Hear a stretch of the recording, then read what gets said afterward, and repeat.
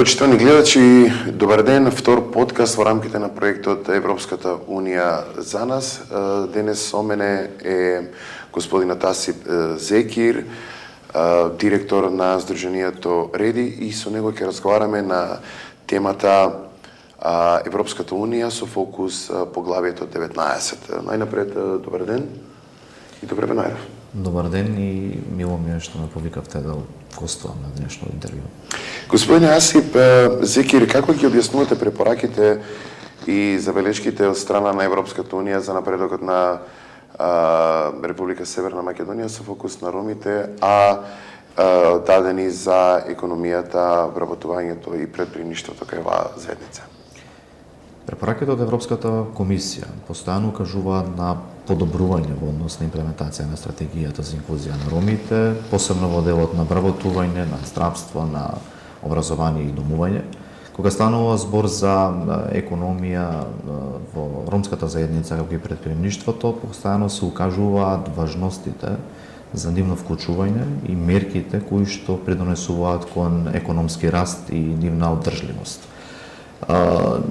Дефинитивно и покрај сите мерки и сите препораки, ЕУ ја признава маргинализираноста на ромите, посебно во делот на одржливост, и препорачува да има силно ревидирање, меѓутоа и добри имплементации. Бидејќи стратегиите начално се дефинирани согласно со препораките и делуваат како што би требало да делуваат во пишана форма, меѓутоа во пракса често пати се заостанува и се смета дека процесот на имплементирање често пати има предизвици кои што го успоруваат овој напредок. Ве слушав добро и со претходните соговорници ја разговаравме оваа тема. Ако велите дека постојано се укажува за напредокот, особено во дело за економијата, дали тоа значи дека државата Северна Македонија помалку ги имплементира тие препораки или пак можеби не ги зема во предвид сериозно препораките од страна на комисијата? Препораките се начално напишани во пишана форма. Теоретски постојат и функционираат, меѓутоа во пракса, во имплементација често пати заостануваат поради бирократијата, поради административните тимови или процедури кои што ги имаат внатрешно. Меѓутоа може да се забележи дека инклузијата на ромите во областа на економијата, предприемништвото, вработувањето, гледаме дека не го следи текот кој што е пишан и кој што се стреми да се имплементира во однос на препораките. Еве, на пример, кажете ни еден пример за кој што Европската комисија укажува, а помалку практично се спроведува. Еден од примерите е инклузијата во економските мерки, односно во активните мерки за вработување. Често пати гледаме дека имаме активни мерки кои што ја таргетираат ромската заедница. Претходно беше 3%, оваа година најавуваат дека тој процент ќе се зголеми во 5%. Теоретски постојат ромите како нагласок во овие мерки за вработување, меѓутоа кога станува збор во пракса, поради бирократијата, поради недоволната информираност на заедницата и поради јазичните бариери или другите бариери кои што веќе постојат во системот, често пати они се заостанати и не се искористени во целост. За да можам да разберам и јас и гледачите, има препораки од страна на Европската комисија, има законска регулатива од страна на државата. Дали тоа значи дека или ромската заедница не ги прифаќа, или пак можеби соодветните институции во нашата држава не ги имплементираат и не им ги доставуваат до заедницата тие информации? Каде е проблемот? Генерално, кога станува збор за препораките, се насочуваме кон овие 5 препораки на Европската Унија, кои што се за активација на пазарот на трудот, посебно кога станува збор за обуки, преквалификации и предприемништвото. Втората препорака во однос на имплементација на локалните акцијски планови, посебно транзицијата од образование кон вработувањето. Тука имаме и препораки во однос на вработувањето на ромите, посебно во јавната администрација и во јавниот сектор. И гледаме дека сите овие препораки кои што се сведуваат имаат некоја си пречка бариера. Дали тоа станува збор за бирократијата, дали тоа е некоја си политичка калкулација, сепак тоа станува во пракса неимплементирано. Често пати може да видиме дека и администрацијата во институциите не ја знае работата да ја имплементира на целост. Тука апелирам дека можеби би требало да се обучат или да се градат капацитетите на самата администрација за да ги разбере подобро препораките кои што веќе се согласени со државата и со Европската комисија за да има целосна имплементација. За да ја нема таа бариера или да речеме стигма која што имаат насочено кон ромите и поради таа стигма често пати ромите се исклучени од овие мерки или препораки, иако има нагласок дека ромите би требало да бидат вклучени.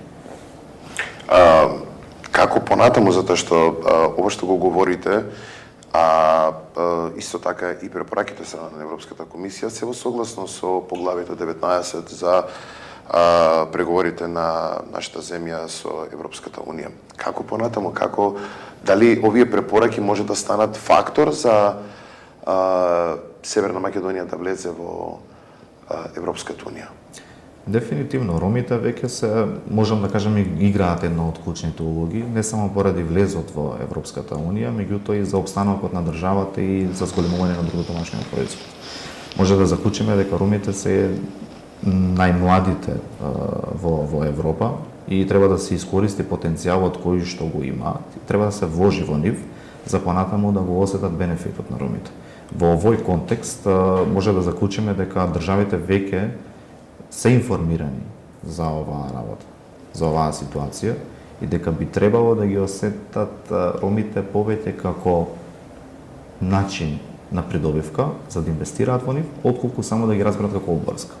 Бидејќи до сега ромите биле сватени и перцепирани како обврска која што е надфрлена од Европската унија за да имаат пристап и влез во Европа.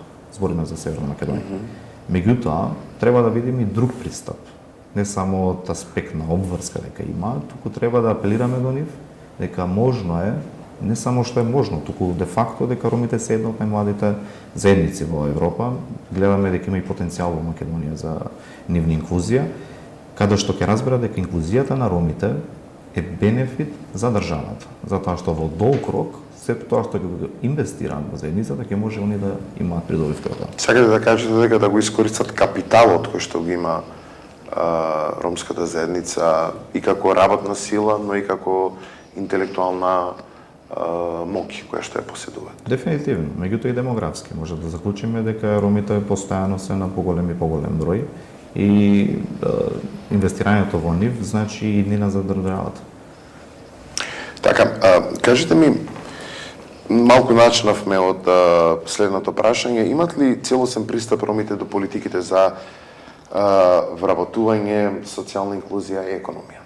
Ова малку е поширока тема, но ајде малку по малку ќе ја разглабиме. Да, како што веќе кажали и во претходниот одговор, теоретски да, меѓутоа во пракса тоа не се сведува на исто ниво. Постојано некако мерките кои што се ставени во пишана форма не се имплементирани од страна на институциите, тоа е поради ред причини.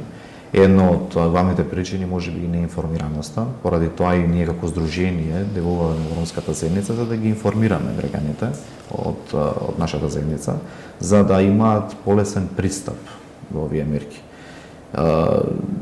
Јазичните бариери, бирократијата внатрешно, процесот кој што вечно трае според одговорите на ромите кои што аплицираат во активните мерки за вработување, можеме да видиме дека сите овие ситуации водат кон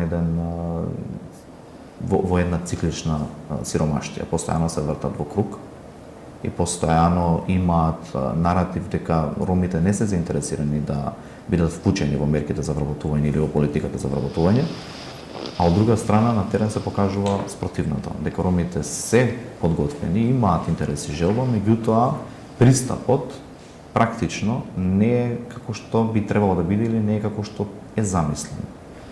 Во изминатиот период сведок сум и јас и многумина дека многу од бизнисите со кои што работат ромите се легализираат, односно имаат правен акт и ги користат мерките од Агенцијата за вработување, особено грантирањето на бизнисите со неповратни кредити.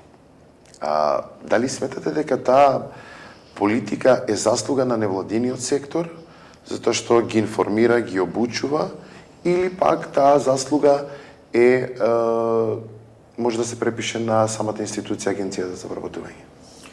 Видете, државата има обврска како да ги стимулира бизнисите на раст и на формализација. Едно од препораките на Европската комисија, како што напоменав, е да имаат економска инклузија и ромите во однос на тоа.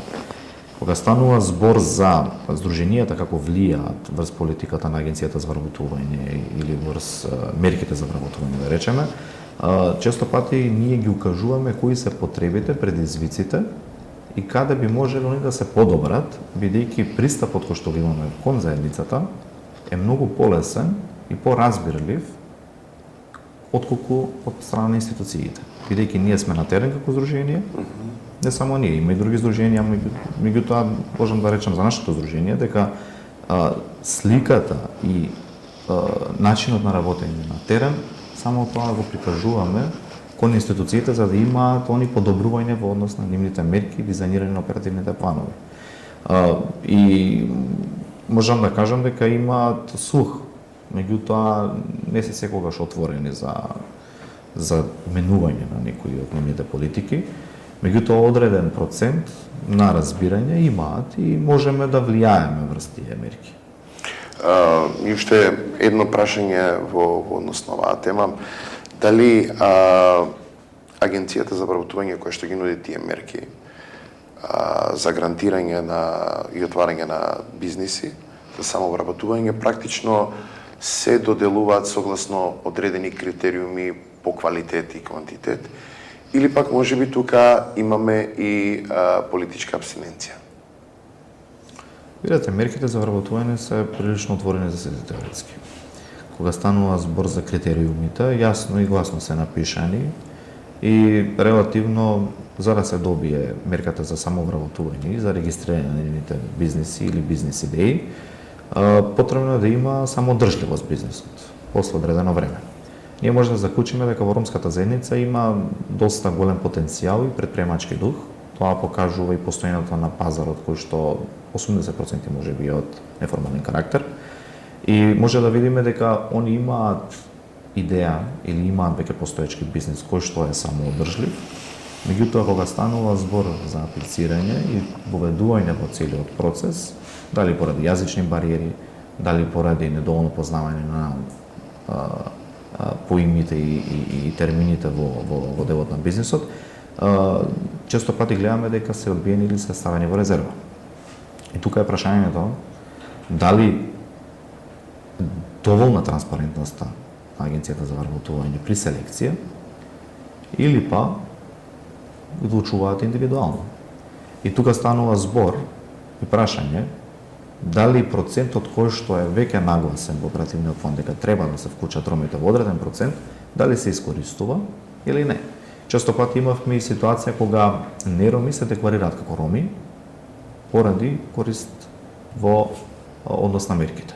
А од друга страна имаме и роми кои што се пријавени во Агенцијата за вработување како нероми. Да, но прашањето ми е зошто мора да има процент? Процентот е токму поради инклузијата. Значи, за да имаме застапеност на ромите во оперативните планови... Сметате дека тоа е во ред политика? Затоа што нели мислите дека, разбирам дека тоа е позитивна, еден вид на позитивна дискриминација, но кога говориме за проценти, тоа представува истовремено и позитивна дискриминација, но и ограничување на квалитетот. Затоа што ако имаме повеќе апликанти со повеќе бизнис идеи, бидејќи процентот е толку, тоа значи дека останативе нема да можат да аплицират или да бидат конкурентни, само поради почитувањето на процентот. Тоа е практично исто и со остварувањето на правата согласно Охридскиот рамков договор. Видете, позитивната дискриминација краткорочно е доста здрава. Долгорочно таа не би требало да биде нагласена. Меѓутоа, кога станува збор за конкретнава ситуација со меркиве, 3% скоро никогаш не се искористени, а и да се надмени тој процент не би било проблем. Според дискусиите што ги водиме со институциите. Тоа е европска вредност? Тоа е веќе договорено во стратегијата на Агенцијата за вработување во оперативниот план. Тоа се договара внатрешно во оперативните планови. Да, но дали тоа е европска вредност согласно препораките, согласно постулатот на Европската унија? Они имаат нагласување дека ромите би требало да бидат вклучени во оперативниот план. Меѓутоа, кога се креира оперативниот план, сите засегнати страни кои што се вклучени во процесот даваат изјаснување и согласуваат дека треба да има процент одреден за ромската заедница. И искористување на фондот, односно буџетот на оперативниот план од толку и толку проценти за ромската заедница. Развојот на економијата. До сега разговаравме за микробизнеси. Колку државата нуди перспектива за ромската заедница генерално и дали води грижа, има ли политики за отварање на макро бизнеси кај ромите кои што се поимотни и сакаат да инвестираат. Да речеме, знаеме дека се отварат индустријски зони на секаде низ Северна Македонија. Многумина роми, особено во источниот дел, се вработени во тие индустријски зони, односно во фирмите нели кои што доаѓаат. Но прашањето ми е колку може државата да инвестира со отварање на индустријски зони во ромските населени места со цел поголемо и поинтензивно вработување, или пак колку државата нуди подобри мерки, подобри законски одредби, да речеме, во однос на таа позитивна дискриминација да се отварат индустријски зони, или пак ромите да инвестираат со поголема, кои што имаат поголема економска моќ. Кога станува збор за субвенционирање или поддршка на предприемништвото и бизнисите во Македонија, генерално се сведуваат на оперативните планови, на субвенциите кои што веќе се во рамки на овие оперативни планови. Поддршката на големите бизниси често пати е изоставена, не само во ромската заедница, меѓутоа и во останатите бизниси, мејнстрим бизниси, што би рекле.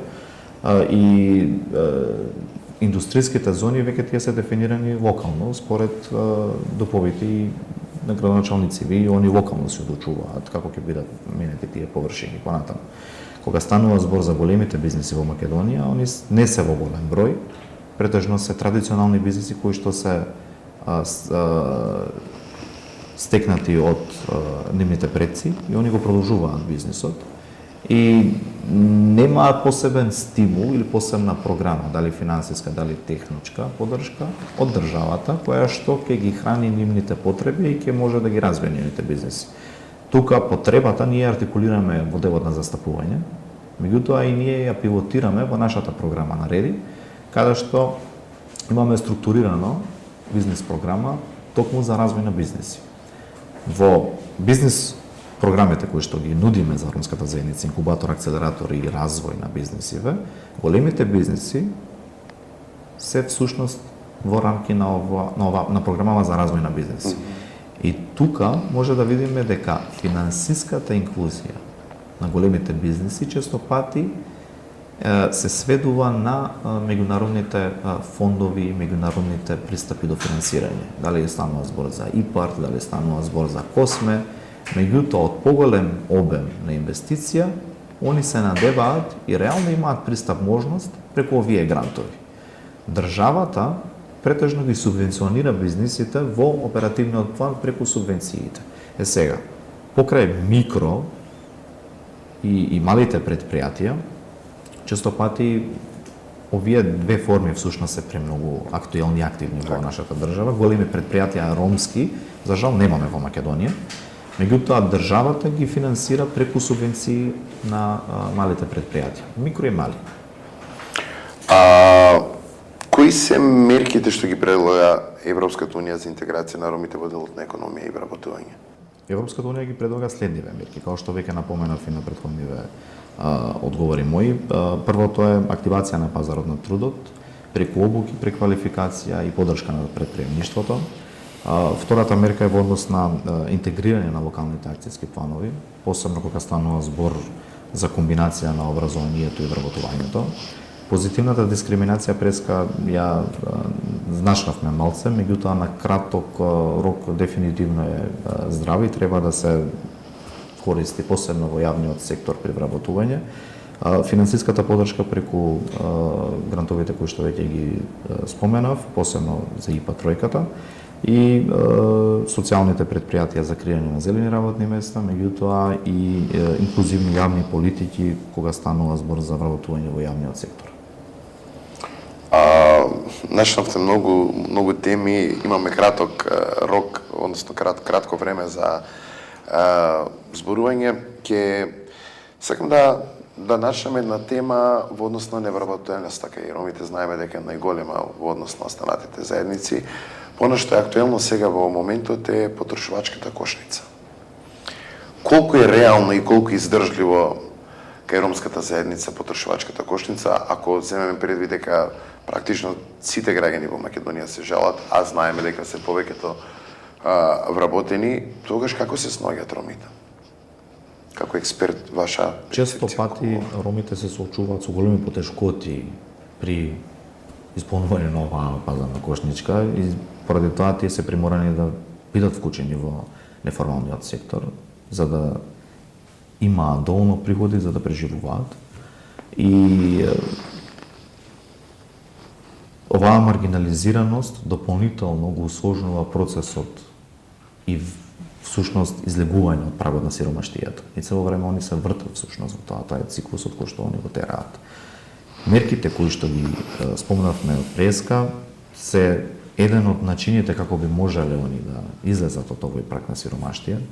Меѓутоа и силниот акцент при вработувањето треба да се спомене, посебно во јавниот сектор, меѓутоа и во приватниот сектор. Може да видиме дека сиромаштијата постојано се врти во круг.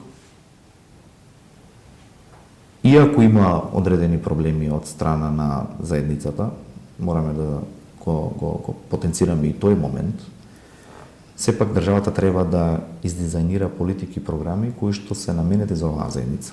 При тоа разбирајќи ја нивната потреба, разбирајќи ја нивната култура и разбирајќи ги нивните секојдневни навики кои што веќе се присутни и активни во изминативе неколку децении.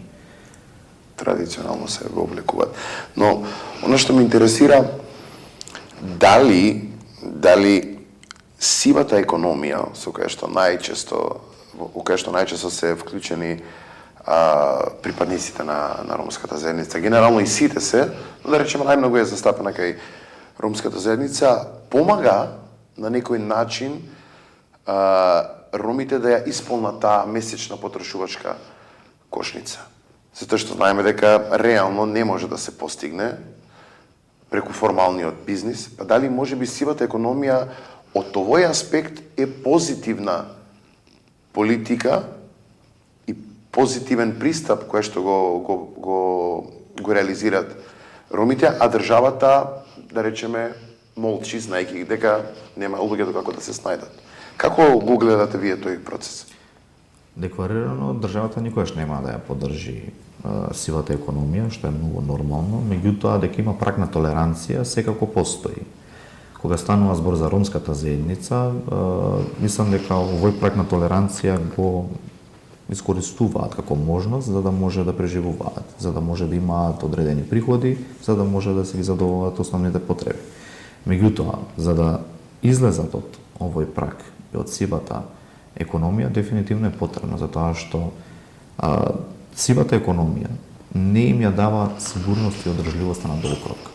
На краток рок прилично може да имаат приходи одредени кои што ќе ги задоволат нивните потреби. Меѓутоа не треба да се заостави моментот дека тие лица не се здравствено осигурани, не се пензиско осигурани, кои што им отежнуваат во подолг рок они да бидат зависни на нивните физички способности.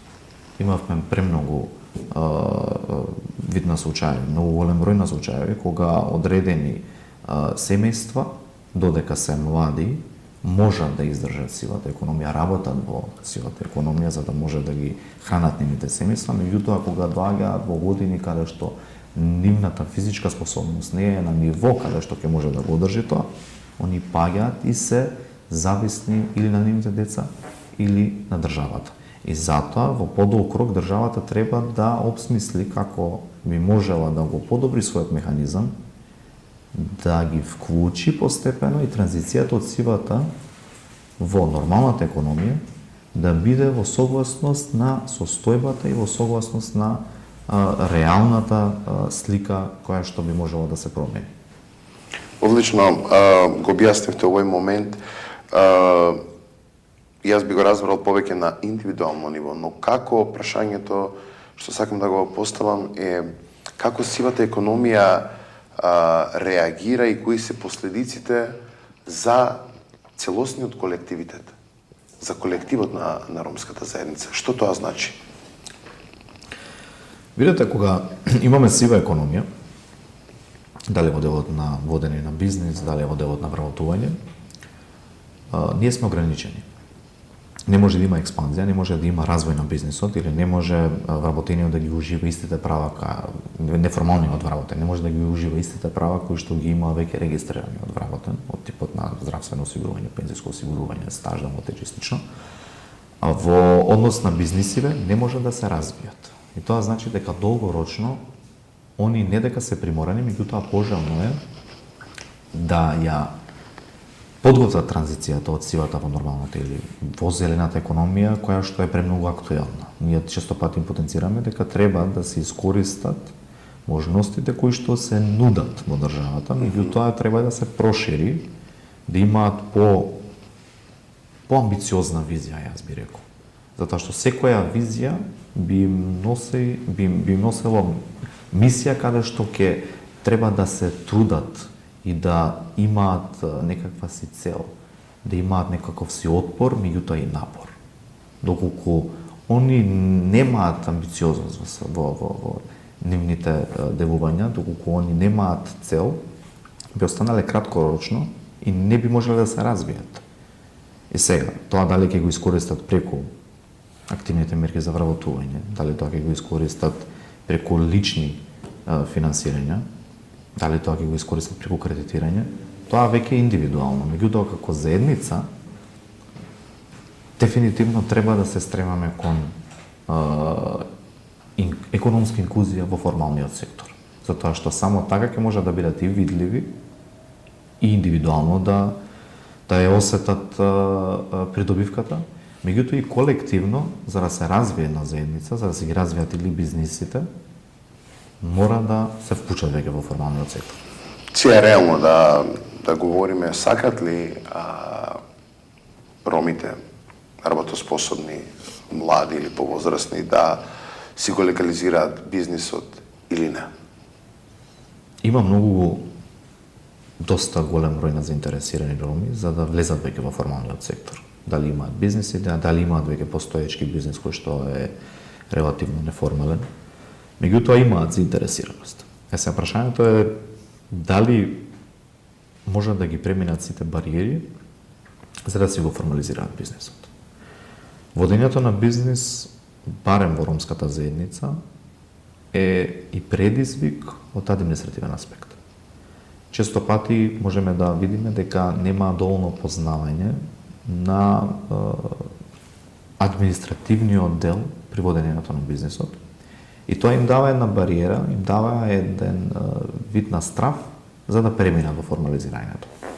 Токму поради тоа Реди како здружение им ја нуди поддршката за инклузија и за добра транзиција од неформален во формален сектор. Еве да речеме, колку чини отварање на еден бизнис и кои се месечните трошоци кои што треба човекот кој што ќе биде вработен или директор во таа фирма или во тоа трговско претпријатие или како и да е, да ги одвои во текот на месецот. И дали тоа е скапа инвестиција за да се легализира бизнисот, а знаејќи ги претходно придобивките кои што ќе ги добија. За регистрирање на дуел компанија потребни се околу 12 до 13.000 денари.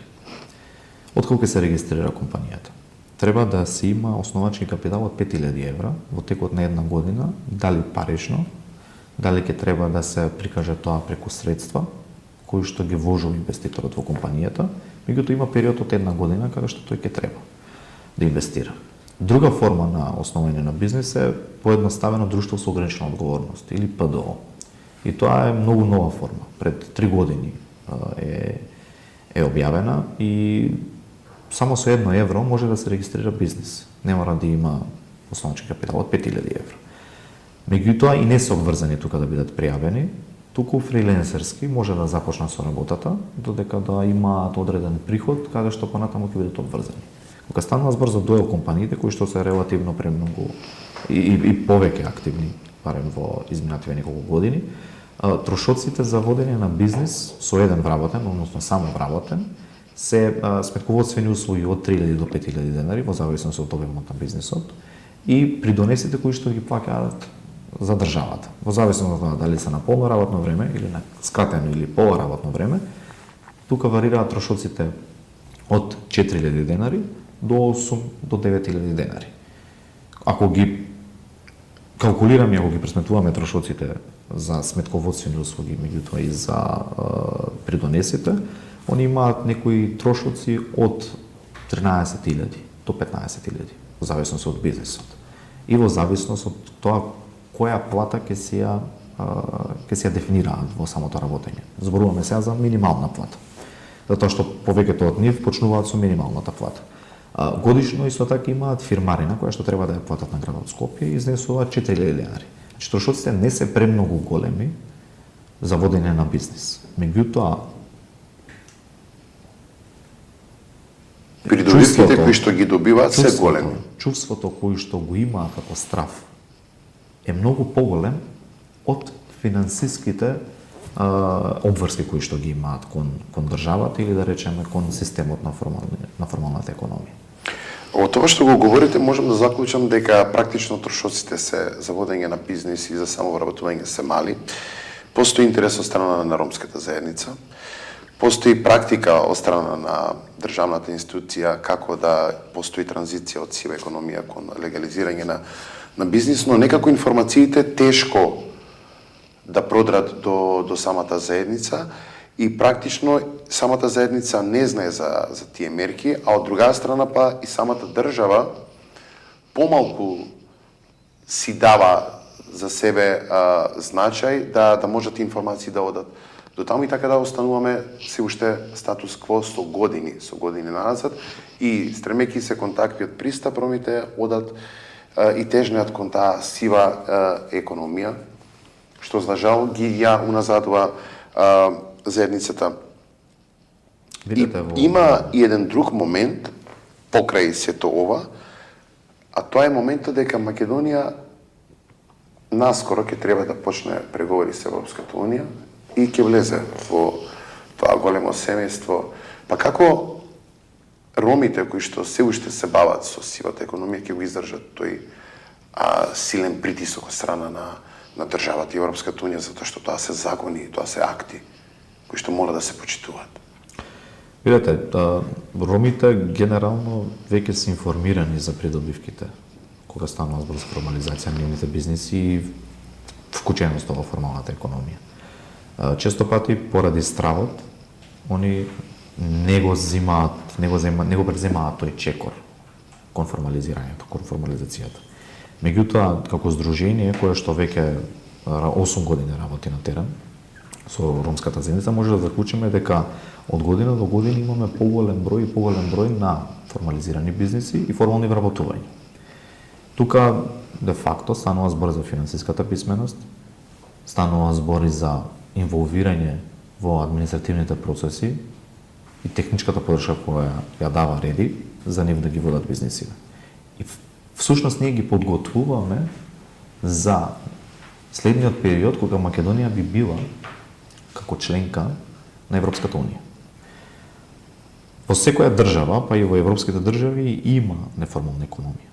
Не е во голем процент, меѓутоа може да се каже дека обврските кои што придобивките кои што ги имаме ние од Европската унија како членство, имаме и обврски. Во овие обврски дефинитивно мора да разбереме и како заедница дека би биле приморани да ги формализираме нашите бизнес активности. Треба да се подготвуваме кон тоа.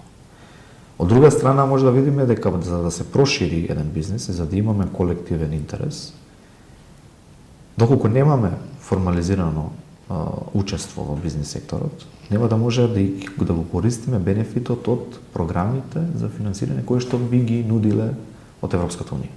Значи, сите програми, сите проекти, сите грантови нема да бидеме во можност да ги искористиме, доколку не сме во формалната економија. Така што во тој период веќе би било идеално, доколку ние веќе сме подготвени. Ако не сме подготвени, во тој случај би биле еден чекор назад за за искористување на бенефитите од Европската унија. Работно способно ромско население кој што живее во Северна Македонија. Неискористен потенцијал, Македонија влегува во Европската унија.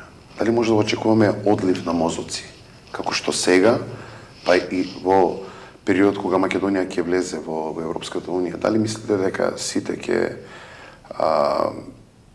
го чекат моментот, како да речеме во Хрватска или во Бугарија, каде што многумина се преселија во европските земји, или ќе останат во Македонија?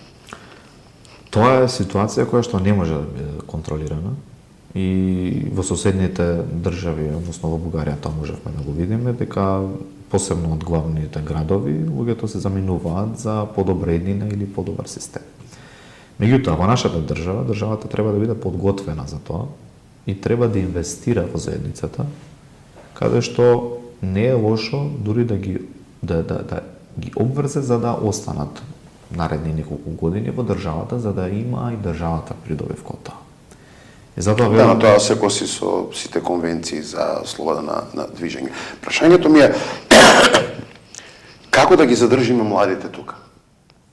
Еве сега ја разбирам ситуацијата, разбирливо е дека луѓето мигрираат, но како во периодот кога Македонија ќе влезе во Европската унија, како да ги задржиме ромите? Значи, еден пристап е не директен, но меѓутоа индиректно може да влијае кон врзување на луѓето да останат во одредена компанија, ја би рекол одредена држава да работат, бидејќи таа компанија или таа мерка би инвестирала во самите лица. Тоа веќе е активно, тоа е веќе постоечко. Има одредени образовни институции, приватни, има одредени компании кои што инвестираат во вработените и имаат подпишано договор дека одредено време треба они да бидат активни таму. Така што субвенциите кои што ги даваат на компаниите, и компаниите можат да си регулираат внатрешно за тоа. Меѓутоа, вториот пристап би бил кон олеснување на нивните потешкоти и потреби, посебно кога станува збор за системот на државата. Може да видиме дека голем дел од заедницата се заминува поради недоволната ефикасност на системот и механизмите на институциите. Не е веќе поради финансиската потреба, имаат финансиски можности, имаат пристап до вработување, барем во приватниот сектор, не поради тоа што многу сакаат приватните компании да ги вработат, меѓутоа поради немањето на друг кадар, што би рекле. Меѓутоа, системот на државата, кој што моментално функционира, не е ефикасен, инфраструктурата не е на ниво кое што го очекуваат младите роми и поради тоа тие се приморани да излезат надвор од државата. Веќе тоа постои како тренд. Може да видиме дека многу млади од ромската заедница заминуваат од државата. Кога би биле членка на Европската унија, тој број или би се зголемил, или би се намалил доколку државата си го променува системот и механизмите внатрешно. Предпоследно прашање, многу кратко. Дали во нашата држава знаеме дека не се почитува процентот на вработување во јавниот сектор согласно последниот попис? Зошто не се почитува и како да дојдеме до моментот да веќе еднаш се почитува тој процент? Видете, Северна Македонија веќе има дадено посветеност, комитмент, што би рекле, за имплементација на Познанската декларација. Таму имаме процент каде што ромите треба да бидат вклучени во вработувањето, посебно во јавниот сектор. Во делот на имплементација, дали тоа е политичка калкулација, дали е тоа недоволна информираност на граѓаните, односно на ромската заедница за можностите да влезат во јавните институции, тоа останува знак на прашање. Државата треба да си ја сработи работата и треба да ги информира граѓаните, без разлика на политичка припадност. Меѓутоа, за жал, практично, тоа не се сведува по сите пишани норми и закони, меѓутоа и декларации кои што веќе ги имаат они подпишани. Влијанието за зголемување на вработеноста во јавниот сектор не е на највисоко ниво. Како граѓанскиот сектор секако дека дава притисоци во однос на тоа. Меѓутоа, за жал, политичките партии играат голема улога, имаат преговори и договори со актуалните власти. Без разлика која е на власт. Тоа е веќе политичка калкулација, нешто што не би можело да се контролира од нас. За жал, и уште едно прашање, како експерт, да ни кажете, дали 500 евра е доволно како минимална плата во Република Северна Македонија, особено за ромската заедница?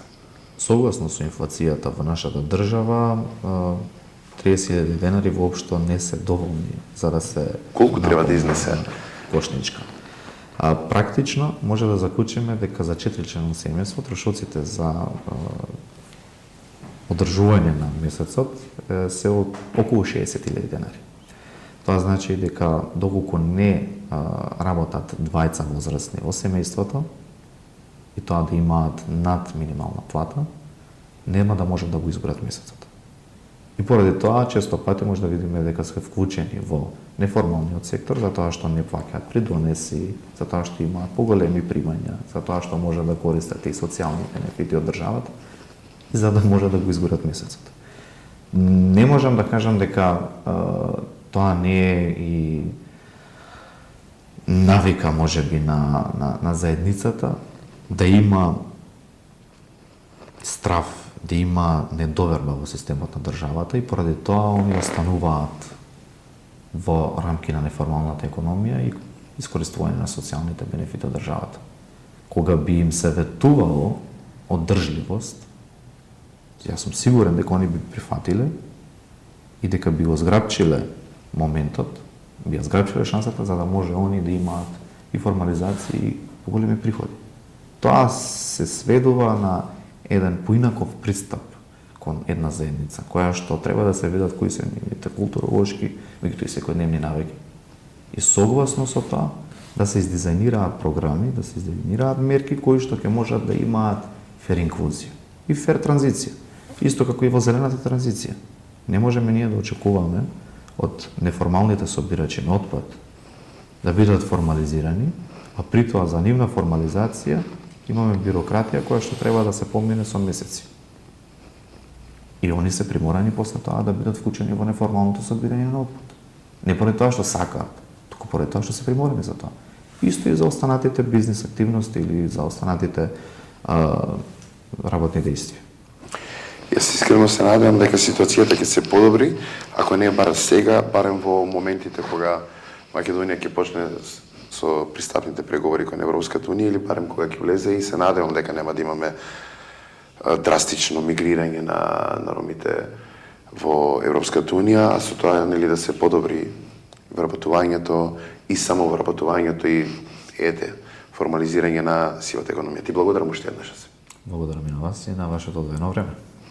Почитувани, тоа беше вториот подкаст во рамките на проектот Европската унија за нас. Се гледаме во наредниот подкаст со нареден гостин и наредна тема. Поздрав!